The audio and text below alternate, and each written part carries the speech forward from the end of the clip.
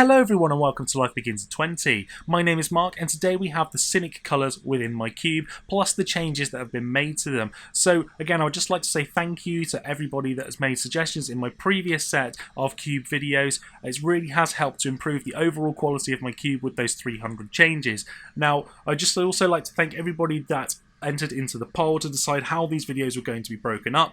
Each of them have been done into individual colours, and there'll be a link in the description below for each of those individual guilds, plus they'll also be put into a playlist as well, so you can end up watching them all in one go if you fancy to. So without any further ado, let's get stuck in.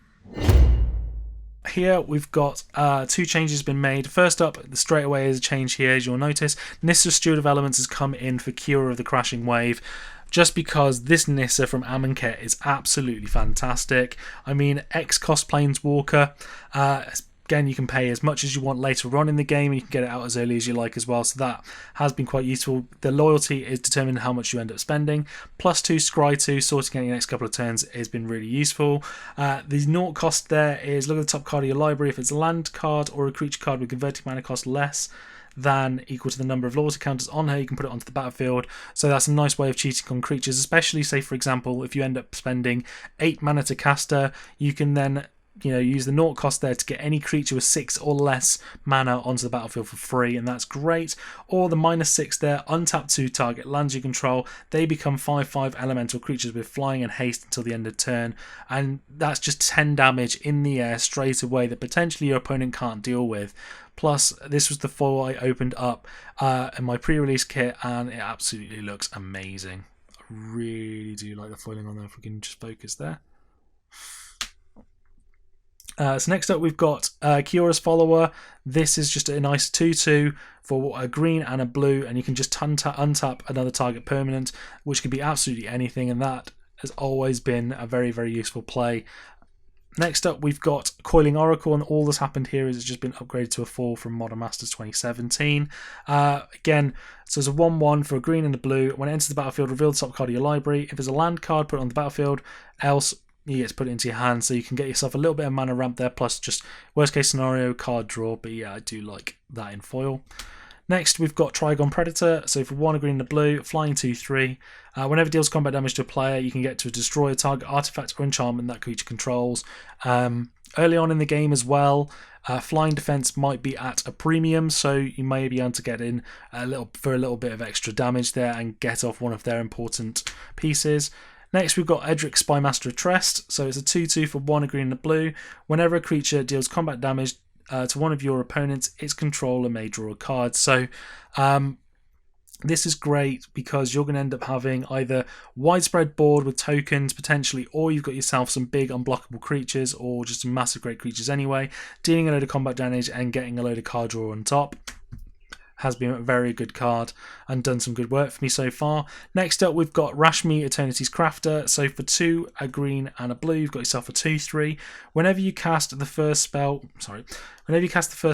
each turn, reveal the top card of your library. If there's a non-land card with converted mana cost less than the spells, you can cast it without paying its mana cost. So it's almost like a little bit of a cascade going on there, but for every single first spell you cast that turn.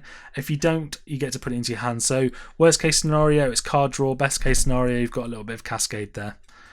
Next up, we've got Simic Sky Swallower. So again, this is just a big brute that's potentially a game finisher, just because 6/6 flying trample, plus it's got Shroud on top for 7 mana. Cheating it in with reanimation target is still very, very good. Plus, you can ramp up to it with green and with a little bit of a splash of blue there to just play it out quite early, and your opponent's going to have a struggle to deal with that. And last up, we've got Mystic Genesis here. I haven't actually got Mystic Snake, so again, as soon as I get hold of that one, I probably will end up getting rid of this card, and this one came in for Bounding Crisis, just because I didn't feel the Bounding Crisis was doing enough work for me in the board. But Mystic Genesis here, counter target spell, create XX green whose creature token where X is that spell's converted mana cost. So again, if your opponent's going to be potentially playing a bigger spell, this has got a little bit more of a benefit over the Mystic Snake, but at the same time, if your opponent's playing cheap spells or counter spells, the Mystic Snake is always going to be the better option. But this still has done some pretty amusing plays come out of this. So there we have all of the Simic cards within my cube. There has been a fair few changes within this one, and that's all down to you lot giving me great suggestions in my previous video, and I can't thank you all enough for spending the time to watching all of these videos and helping to develop my cube further. It's just playing so much better. And like I said at the top of the video, each of these has been split up into multiple sections, and there'll be links in the description below for you for each of those individual colours, plus it'll also be put into a playlist to make life easier for you if you just want to watch all of them in one go. I would just like to take this moment to thank my Patreons of the channel. I can't thank you enough for the help and support that you're giving me. If you'd like to do the same, head over to patreon.com/lifebeginsat20, and there'll be a link in the description below for that as well, where there are plenty of rewards to choose from. With your support, we can really push to make this channel even better. Be sure to check out our sponsor, 5colorcombo.com, for a great range of Magic the Gathering accessories with stunning artwork, plus a great app to draft and create decks on the fly. Use the referral code LifeBeginsAt20 for 5% off. If you enjoyed the video, hit that like button, and if you haven't already, hit that subscribe button for new videos every Tuesday and Friday. With your support, we can really help this channel to grow. Thank you all for watching, and I'll see you in the next video.